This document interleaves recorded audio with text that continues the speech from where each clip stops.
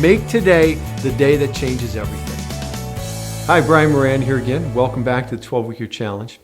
Today I want to talk to you about your mindset. And as we discussed before, your thinking creates your reality in your life. How you start and end each day can make a huge difference in your effectiveness and in your happiness. Starting and ending each day positively has an impact on your thinking and your actions all throughout the day. Because your results arise from your actions, and your actions are driven by your thinking, what you think matters. So if you're thinking negatively, your actions will be driven from your negative mindset. If you expect failure, you act in a way that creates failure. On the other hand, if you expect abundance in your life, you will act in ways that foster abundance. To be successful and happy, you need to be deliberate and intentional with your thinking. Learn to start and end each day with positive thoughts. For example, one of the first things I do in the morning is read a short devotional that's inspiring and upbeat.